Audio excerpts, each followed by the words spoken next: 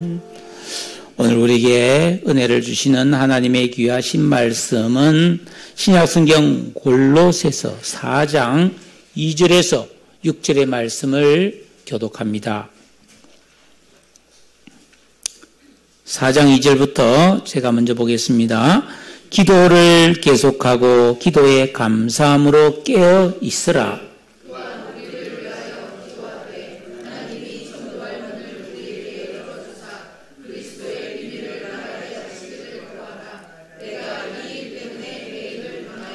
그리하면 내가 마땅히 할 말로써 이 비밀을 나타내리라.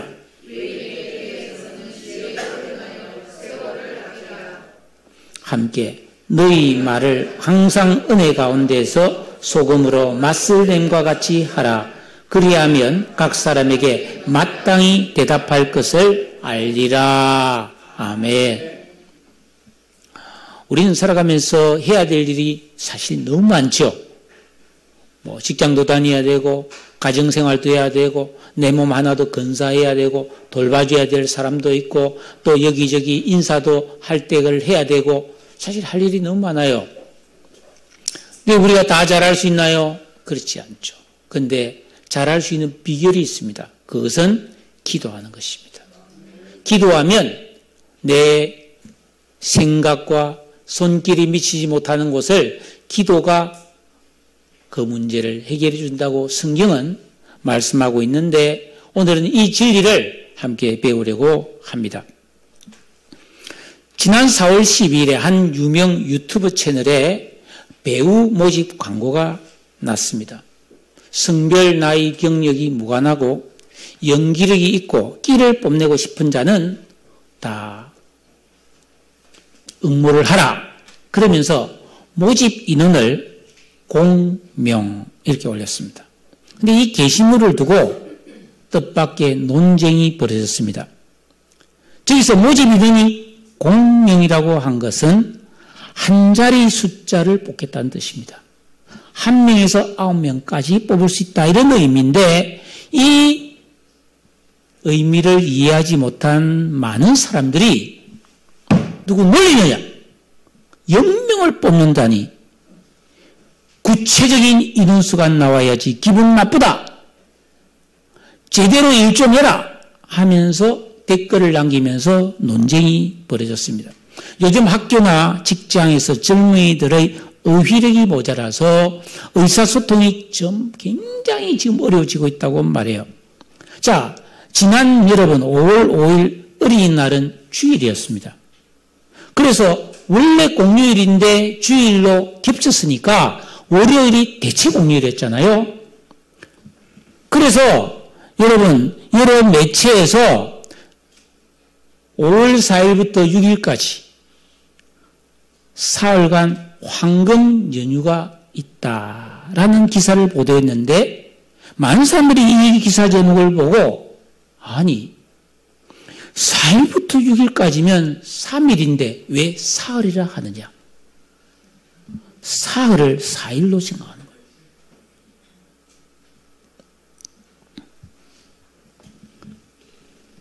회사에서 금일 몇 시에 회의가 있습니다. 이러는데 젊은이들은 금일을 금요일로 이해하는 거예요.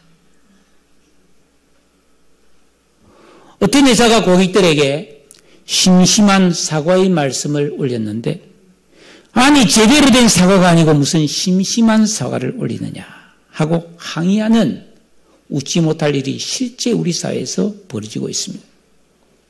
고지식하다는 말을 지식 수준이 높다라고 이해를 합니다. 존귀하다는 말을 매우 귀엽다라는 뜻으로 해석하는 학생들이 의외로 많습니다. 왜? 존 예라든지 이런 그런 말을 많이 쓰거든요.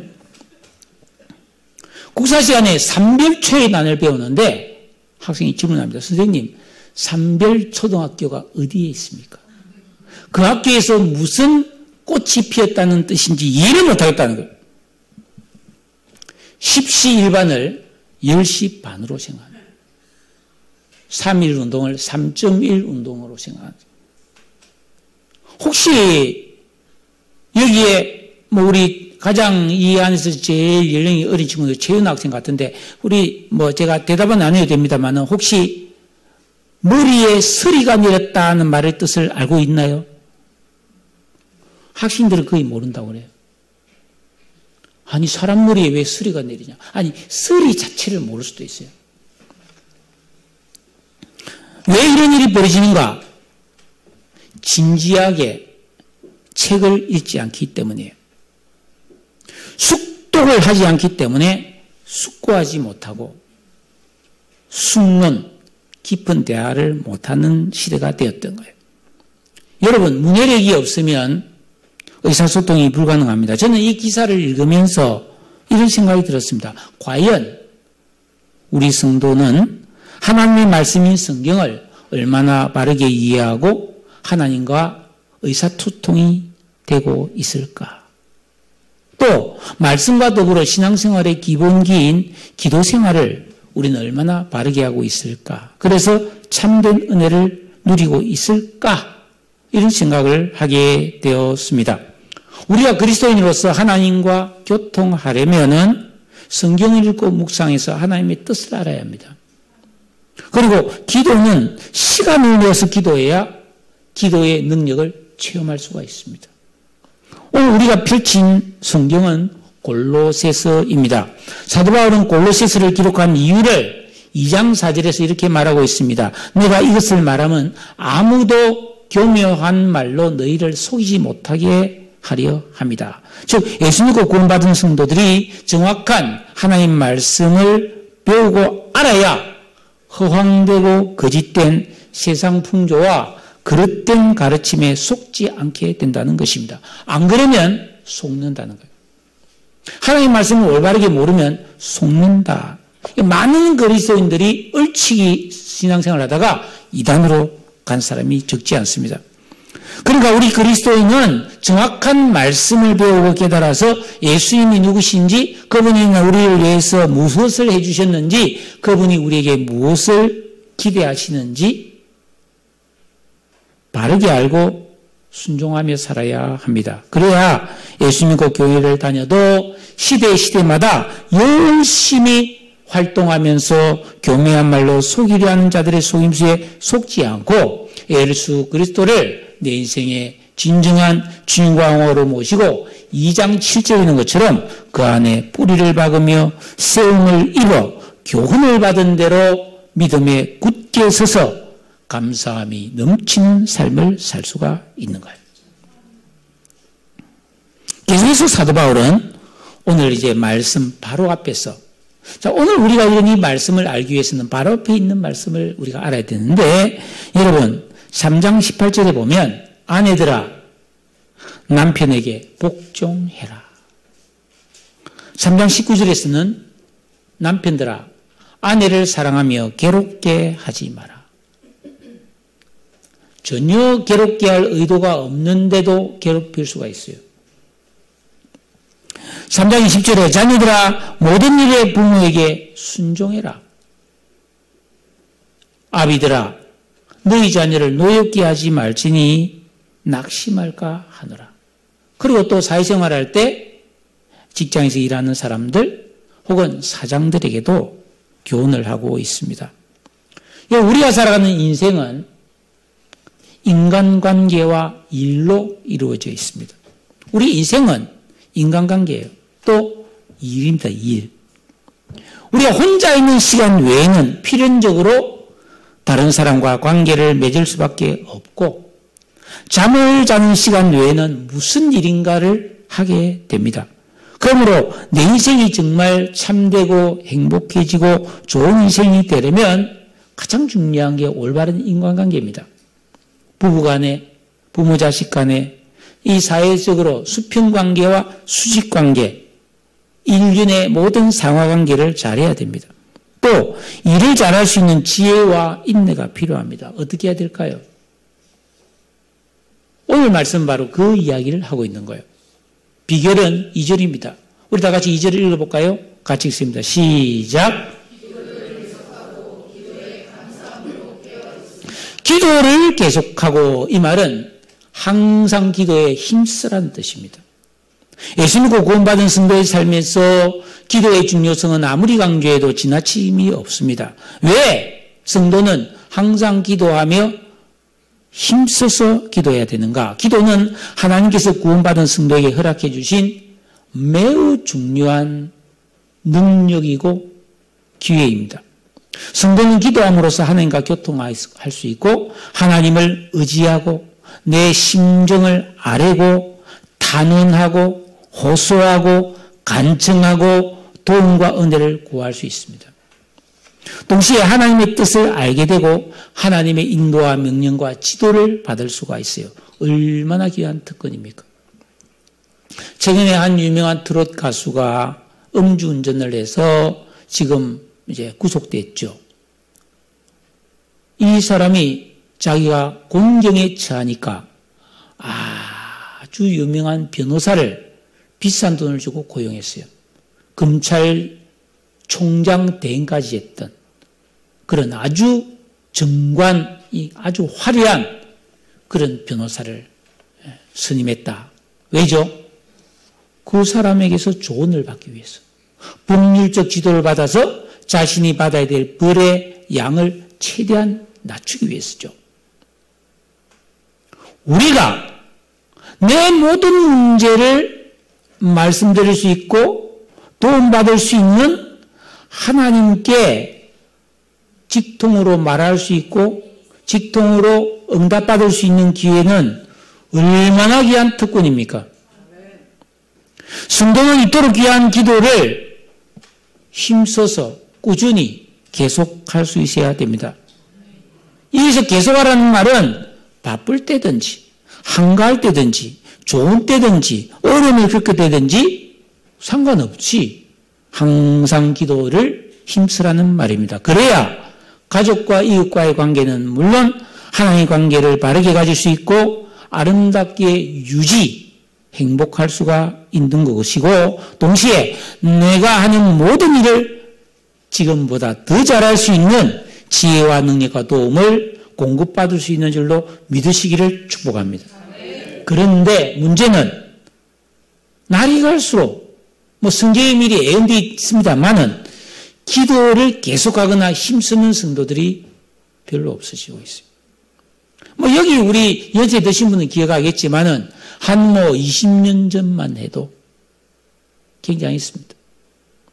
우리 교회도 매일 밤을 새워 기도하는 사람들이 항상 있었어요. 제가 처음 전도사가 되어서 사역했던 그 교회는 새벽 기도 5시, 6시 두 번 있고요. 매일. 365일 휴일이 없어요.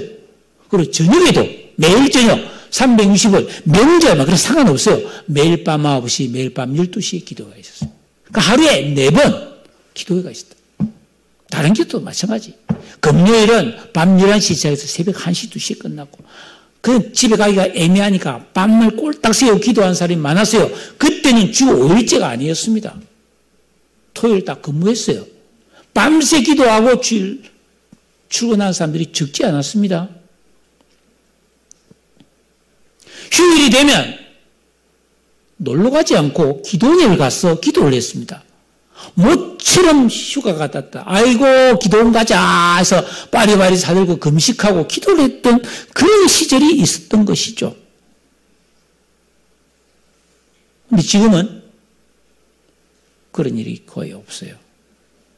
하나님께서 이 기도가 너무 중요하기 때문에 항상 기도하고 낙심치 말라 했는데 왜 그럴까요? 그거는 아담 안에 있는 옛사람의 속성인 영적 자만심 때문입니다. 이것은 의도한 자만심이 아니고 아주 본능적이고 의도치 않은 자만심, 교만심이 사람 속에 있기 때문이에요. 어떤 자만심이냐? 기도하지 않아도 내가 열심히 노력하고 내 나름대로 바르게 살고 이만큼 하면 그런대로 잘 살 수 있다고 자신하는 것이죠. 그런데 이런 생각은 정말 틀린 것입니다. 왜죠? 세상사가 절대로 내 뜻대로 잘 안 됩니다. 여러분 그거 잘 알잖아요. 마음먹은 대로 됩니까? 안 됩니다. 특히 가정에서 부부가 다 착하고 성실해도 갈등과 오해와 충돌이 생겨서 관계가 어려워질 수 있습니다. 사람은 눈에 보이지 않는 아주 작은 가시가 손에 하나만 박혀도 괴로워하는 매우 연약한 존재입니다. 그리고 인간마다 남녀노소 다 뭐예요? 각각 다 고통과 아픔을 강하게 느끼는 분야가 다릅니다. 어떤 사람은 돈에 예민하고 어떤 사람은 기분과 자존심에 예민하고 어떤 사람은 분위기에 예민하고 그런 거예요. 특히 여자는 더 연약한 그릇이고 남자도 깨어지기 쉬운 질그릇이라고 성경은 말하고 있어요. 이런 나를 여러분 자신도 그렇고 나도 그렇고 굉장히 유별난 존재임을 인정하시기 바랍니다. 나 같은 사람 세상에 없어요. 이런 나를 충분히 이해해주고 용납해주고 위로해주고 격려해주고 배려해주고 사랑해줄 수 있는 배우자는 없습니다. 부모도 없습니다. 어느 정도 채워줄 수 있을 뿐입니다. 그러면 이 부족한 부분을 어찌해야 되는가? 그게 성경을 읽고 묵상을 하고 기도 시간에 하나님의 은혜로 채워야 되는 거예요. 그래야 그 하나님의 깊고 오묘한 사랑 안에서 이해의 부요함과 용납해 주심의 평안과 자유함을 누리고 내 속상함과 슬픔과 고독과 두려움과 염려와 불만족과 과거의 상처를 치유받을 수가 있습니다.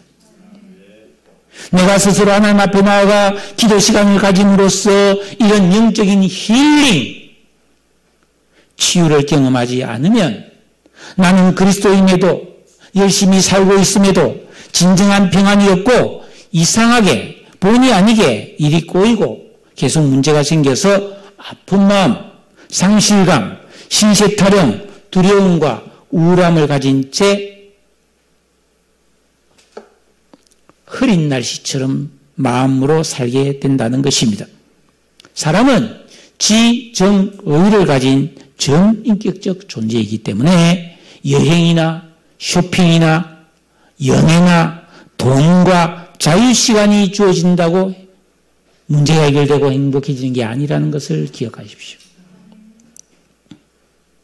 오늘 우리가 부른 찬송에서 기도 시간에 복을 주시네 고난 내 마음속에 기쁨 충만하네. 골방과 기도에서 부지런히 기도에 힘쓰는 성도가 되십시오. 하나님의 은혜만이 나를 바르게 세우고 그래야 내 마음에 기쁨이 있고 가족을 행복하게 해줄 수 있고 나의 스스로도 참된 만족을 누릴 수가 있습니다. 기도는 우리의 안식 빛으로 인도하니 앞이 캄캄할 때 기도 잊지 마세요. 기도하십니다. 다 좋고 모든 것이 해피하다. 그럼 기도하지 마세요. 근데 뭔가 지금 불만족이 있다. 뭔가 좀 답답한 구석이 있다. 싫어하기만큼이라도 찜찜하다. 기도하시다. 건강이 염려됩니까? 자녀의 앞길이 염려됩니까? 먹고 살기가 걱정됩니까? 기도하셔야 돼요. 그 다음에 두 번째로는 기도에 감사함으로 깨어있으라. 여러분, 우리는 사실 살아가면서 너무 많은 복과 은혜를 누리며 살고 있습니다. 지난 주일에 말씀드렸듯이 아내나 남편이나 자녀나 부모 형제들과 내 곁에 있는 지금 함께 예배하는 성도들도 나에게 너무 많은 유익을 주는 천사들이라고 말씀드렸습니다. 그런데 늘 함께 있으니 그 귀함과 고마움을 당연시하고 모르게 돼요.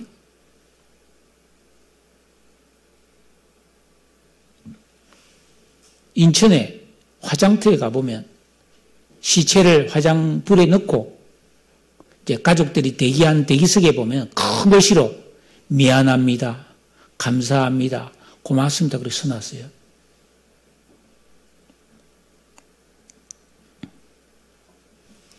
성도가 기도를 계속하면 우리 마음이 환하게 밝아집니다. 왜? 샛별이 떠오르고 동력의 해가 밝아지듯이 마음이 밝아지게 되고 의식이 깨어남으로 올바른 분별심이 생겨나서 감사해야 될 사람, 감사해야 할 일을 깨닫게 됩니다. 저는 요즘 제 아내와 함께 그런 이야기를 잘합니다. 여보, 지금이 우리 인생의 절정이야. 정말 좋을 때야. 불평 갖지 말고 다 감사해야 돼. 여러분도 마찬가지예요. 지금이 좋을 때예요. 생활하고 교회 나오고 10년, 20년, 30년, 40년 세월 지나보세요. 고생할 만 남았고요.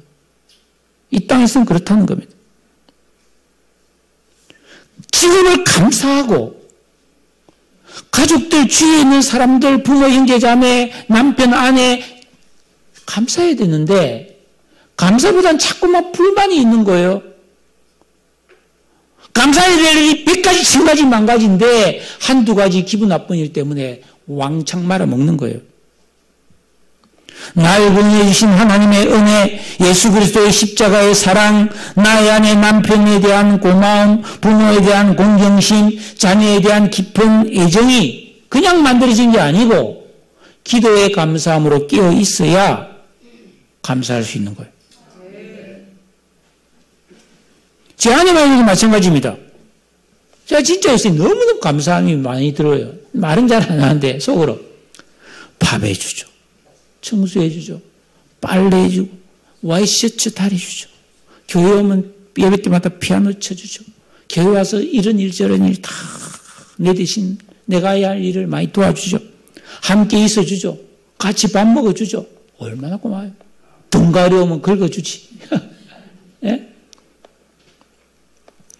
그런데 성도가 기도를 쉬고 있으면 기도를 계속해서 감사함이 깨어있지 않고 그 감사함이 잠자고 있으면 우리는 늘 평안하고 행복하기 원하지만은 수시로 어려움을 느끼고 종종 마음이 아프고 관계가 깨어지고 내 삶이 약해지기 시작. 믿음이 약해지고 기도가 약해지고 사람에 대한 배려가 약해지고 왜? 내 문제가 크니까. 내가 행복하지 않은데 이건 절대로 우연이 아니에요. 여러분 삶 속에서 자꾸만 속상한 일이 자꾸 생긴다. 기분 나쁜 일이 많아진다. 답답하고 슬픈 일이 마음이 생긴다. 우연이 아닙니다. 그거는 내가 그렇게 살았기 때문에. 예수께서 산상설교에서 기도의 가르침을 주시면서 염려하지 마라. 주기도문으로 기도해라 하셨고 그 기도의 결론으로서 마태복음 6장 33절 그런즉 너희는 먼저 그의 나라와 그의 의를 구하라. 그리하면 이 모든 것을 너희에게 더해 주신다 했는데 이 모든 것이란 의식주 우리의 필요를 아시는 주님이죠. 내 생명과 건강과 생활의 기쁨과 축복과 즐거움과 내일과 미래의 꿈도 계획도 하나님이 다 아름답고 풍성하게 해주신다는 말씀이에요. 약속이에요. 기도 안 해요. 여러분, 제가 성경을 보다가 깜짝 놀라는 구절이 있어요. 잘 알지만은 볼 때마다 다시 한번 정신이 번쩍 드는 구절이 있는데 그게 뭔지 아세요? 에스겔서 36장 36절 37절입니다. 나 여호와가 말하였으니 이루리라. 그래도 이스라엘 족속이 이와 같이 자기들에게 이루어 주기를 내게 구하여야 할지라. 여러분, 연금 많이 들어놨습니까? 저축 많이 해놨습니까? 따박따박 월급이 나옵니까? 여러분 좋은 직장에 있어서 걱정 없이 근무하고 있습니까? 그래도 기도해야 되는 거예요. 왜? 이 세상에는 100% 보장된 건 없어요. 언제 어떻게 될지 몰라요. 하나님이 우리에게 복 준다고 그랬어요. 지켜준다고 그랬어요. 은혜를 베풀어 준다고 했어요. 그래도 기도해야 누리는 거예요. 구스리스 말이라도 껴야 붙어. 부뚜막에 소금도 넣어야 짜다. 옆에 소금 많이 있으면 뭐예요? 넣어야 짜지. 하나님의 은혜의 물줄기가 내 머리로 흘러가고 있어도 기도해야 이게 툭 터져서 쭉 하고 내게 은혜가 부어질 줄로 믿으시기를 바랍니다. 이 비밀을 모르는 거예요. 당연히 아니에요. 아니 오늘 출근한 사람이 당연히 정때 집에 오겠지. 학교 간 아이가 당연히 집에 오겠지. 그래도 잘 갔다가 잘 오게 해달라고 기도하시기 바라요.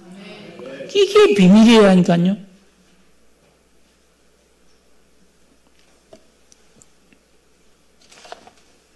기도에 항상 힘쓰고 기도에 감사함으로 깨어있기를 주의 이름으로 축원합니다. 그 다음 두 번째 3절 보십시오. 또한 우리를 위하여 기도하되 라고 바울은 기도를 부탁하고 있습니다. 그냥 하는 말이 아니에요.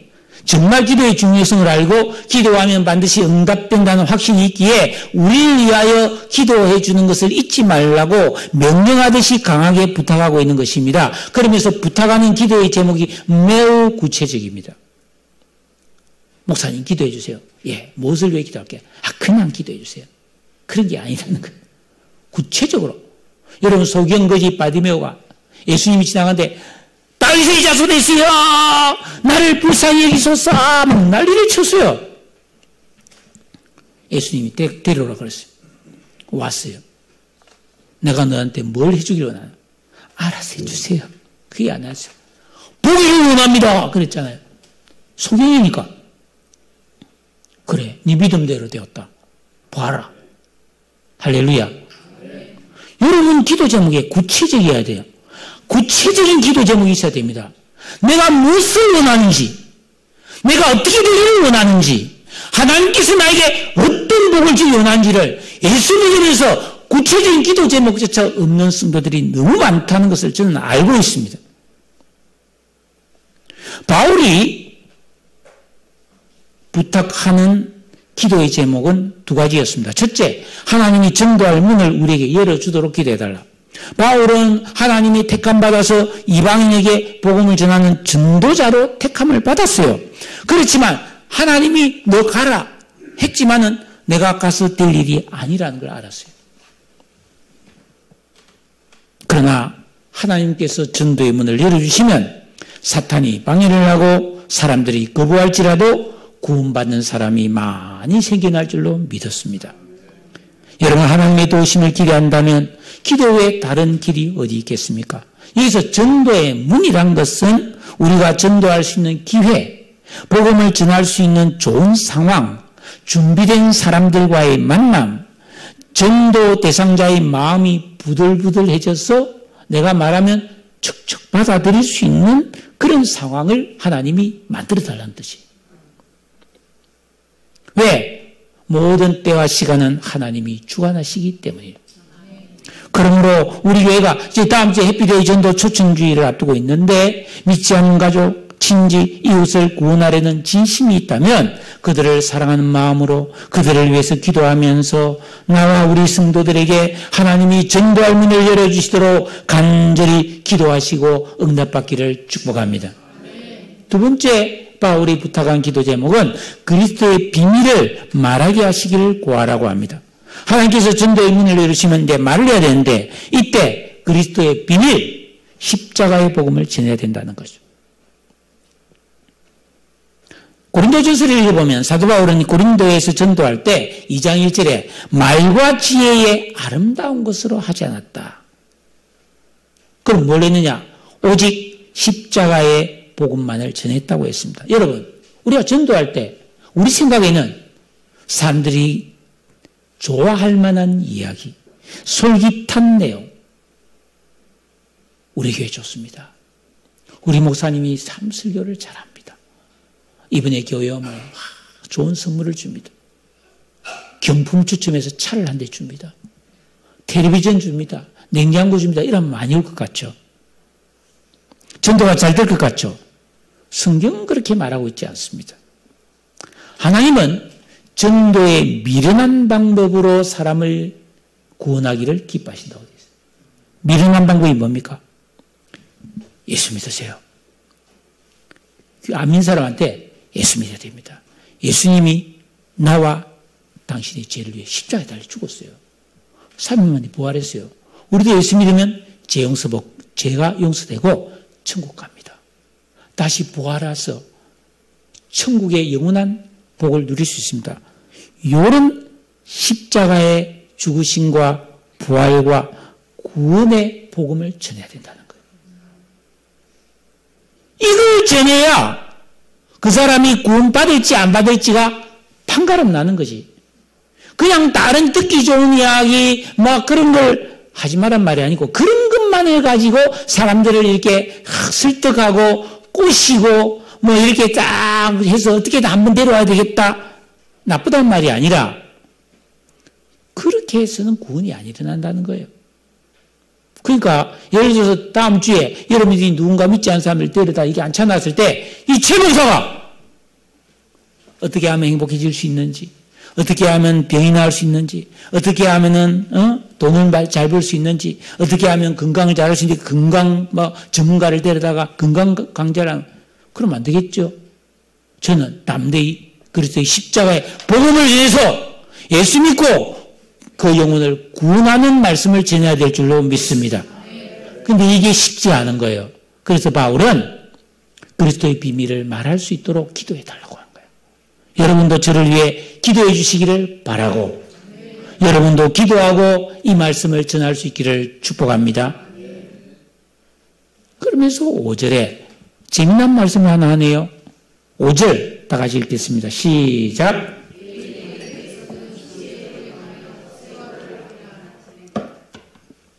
외인이라는 말은 예수를 믿지 않는 교회 밖에 있는 사람을 말합니다. 이런 비신자들에게 복음을 잘 전하기 위해서 그리스도인은 지혜로 행하여 세월을 아끼라라고 말씀합니다. 이 지혜는 구원받은 성도가 계명 순종과 기도의 진정한 인격 생활을 통해 옛사람의 악한 의식과 지각과 인격과 감성이 뽑혀 나가고 하나님이 주신 지혜, 지식, 명철, 총명을 말해요. 짠꾀, 꼼수, 광고, 가장, 속임수가 아니라 정직하고 영원한 진리의 지혜를 말합니다. 우리는 이런 지혜가 있어야 시간 낭비, 세월 허송을 하지 않는다는 거예요. 우리가 많은 사람을 만나잖아요. 쓸데없는 시간을 많이 보내지 않는다. 그럴 시간이 없다. 대책 없이 무익한 시간을 그냥 허비하지 말라는 것입니다. 지혜롭게 말하고 복음을 전하고 사람을 구원하는 이런 시간을 밀도 있게 보내야 돼요. 시간을 효과적으로 보낸다는 게 아닙니다. 시간을 허비하지 않고 촘촘하게 보낼 수 있는 그런 지혜가 우리에게 있기를 축원합니다. 순종과 기도를 통해서 가능한 거예요. 이때 가장 중요한 게 말입니다. 말 잘못하면 쓸데없는 말로 꼬리를 물어서 세월 허송하기 쉽거든요. 그 어떻게 말해야 되는가? 6절이에요. 같이 읽어볼까요? 시작.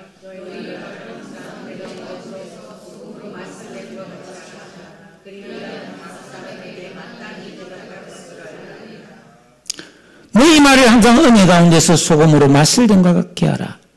모든 음식의 맛을 내는 데는 소금이 필수입니다. 여러분, 소금은 짠맛을 내게 하는 게 아니에요. 소금은 짠맛을 내게 하는 게 아니라 맛을 좋게 하는 거예요. 여러분, 요리할 때 소금을 처음에 조금 넣습니다. 우리 아이를 곰탕을 먹는다면 거기에 왜 소금을 조금 넣어서 먼저 간을 봅니다. 저는 그냥 한번 먹어봐요. 어떤 때는 그냥 소금 안 넣어도 간이 맞는 경우도 있더라고요. 그래서 처음엔 그냥 살짝 맛을 보고 소금을 조금 넣고 저어서 맛보고 또 조금 싱거우면 조금 더 넣고 해서 맛을 딱 조절해서 내 입맛에 맞게 맞춰서 먹잖아요. 그 마찬가지로 그리스도인은 꼭 필요한 말을 조절해서 듣기 좋고 맛깔나는 말을 해야 된다 이 말이에요. 내가 말을 해서 분위기가 좋아지고 말을 해서 기분이 좋아지고 말을 해서 상황이 좋아지는 말을 해라는 거예요. 내가 말해서 분위기 흐리고 내가 말을 해서 사람의 가슴 마음을 박박 긁고 이런 말을 하면 안 된다는 거예요. 그건 뭐죠? 음식에 왕창 소금 들이붓거나 고춧가루 왕창 부어서 못 먹게 만든 거하고 똑같아요. 여러분 아무리 맛있는 음식이라도 소금을 왕창 부어서 막 짰어 못 먹게 되면 그건 어떻게 먹을 수 있어? 못 먹지. 버려야지. 소금은 없어도 문제지만 너무 많이 넣어도 해가 되지요. 근데 우리는 뭐예요? 말의 실수가 많은 존재들이에요. 어떻게 하면은 이렇게 소금으로 맛을 내듯이 마음을 좋게 하고 상황을 좋게 할 수 있는가? 3장 16절에 답이 있어요. 골로새서 3장 16절. 다 같이 읽겠습니다. 시작. 그리스도의 말씀이 너희 속에 풍성히 거하여 모든 지혜로 피차 가르치며 권면하고 시와 참송과 신령한 노래를 부르며 감사함으로 하나님께 찬양하고. 그리스도의 말씀이 너희 마음속에 풍성히 거해야 된다. 그게 뭐예요? 성경을 보고 읽고 묵상하고 기억해야 돼. 내 속에 하나님의 말씀이 가득 차 있어야 내 안에서 맛깔난 말이 나온다는 거예요. 하나님의 말씀이 내 말의 재료가 되고 근거가 되어야 된다. 에베소 4장 29절에 보면 무릇 들어온 말은 너희 입 밖에도 내지 말고 오직 덕을 세운 데 소용된 대로 선한 말을 하여 듣는 자들에게 은혜를 끼치게 하라. 요즘 뭐 폭언 이런 뭐 비속어 얼마나 많습니까?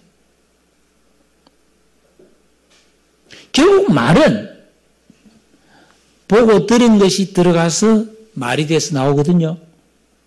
그러니까 내가 좋은 것을 집어내야 되는데 가장 좋은 것은 흠도 없고 점도 없는 진리의 말씀이라는 거예요. 그러니까 여러분 성경 안 읽고 그냥 뭐 적당히 텔레비 보면서 적당히 유튜브 보면서 사는 사람들 나오는 말이 뭐 평소에는 안 그러겠지만 막 화가 났다 막 무의식 중에 하는 말은 엉망진창일 가능성이 많습니다. 평소에 꾸준히 하나님의 말씀을 읽고 기도할 때에 여러분 내 모든 은행이 소금으로 맛을 낸 것과 같이 여러분 마땅히 대답할 것을 알고 행하는 성도의 삶을 살 수 있는 줄로 믿으시기를 바랍니다. 결론입니다. 결국 성도는 이 세상을 살아갈 때 남들이 하지 않는 특별한 사랑을 하면서 살아야 되는 하늘에 속한 사람들이에요. 그러하기에 우리는 골로새서 3장 16절처럼 그리스도의 말씀이 우리 마음속에 풍성히 거하고 있어야 합니다. 동시에 기도를 계속하고 기도에 감사함으로 깨어 있어야 합니다. 나의 삶은 내 힘만으로는 절대 좋아지기 어렵습니다. 여러분이 하나님의 말씀과 기도를 의지 않고 산다면, 의지하지 않고 자꾸만 열심히만 산다면 좋아지는 게 아니에요. 그러면 이상하겠죠? 내가 이렇게 열심히 살고 안 쉬고 노력하는데 내가 왜 이래 자꾸만 안 좋아지냐? 당연하지. 이 세상은 좋아지는 세상이 아닙니다. 죄와 불법이 가득하고 악령이 역사합니다. 어떻게 내 힘으로 좋게 만듭니까? 불가능이에요. 하나님의 은혜를 주셔야 되는 거예요. 불법과 죄가 가득한 세상에서 마귀는 끊임없이 내 마음을 흔들고 미혹하고 어리석은 말과 행동을 하도록 부추깁니다. 하찮은 일로 사랑하는 사람과의 관계가 깨어지고 내 삶은 어두워집니다. 이것을 예방하고 평안을 지키려면 계명 지키고 말씀으로 무장하고 항상 기도에 힘쓰므로 내 마음과 생각을 지켜주시는 하나님의 은혜를 힘입어야 될 줄로 믿습니다. 이런 경건한 삶을 살아야 하나님 베푸시는 은혜와 평강을 내 것으로 받아 누릴 수가 있습니다. 아이고, 너무 목사님 그렇게 막 하지 마세요. 알아서 할게요. 될까요? 안 됩니다. 제가 여러분에게 드리는 말씀은 최소한이에요. 적어도 우리가 살아가면서 최소한 이 정도는 살아야 된다는 말을 좀 하고 있는 거지, 제가 뭐 엄청난 이야기를 하고 있는 게 아니에요, 여러분. 내가 열심히 기도하면 내 기도가 내 품으로 돌아옵니다. 내 모든 일들을 보호해주고 다듬어주고 보살펴줍니다. 기도는 성도의 큰 능력입니다. 이 영적 비밀을 알고 제발 순종해서 여러분들이 밝고 행복해지시기를 축복합니다. 기도합시다. 오늘 이 말씀을 생각하면서 기도를 계속하고 기도에 감사함으로 깨어있으라 그랬고,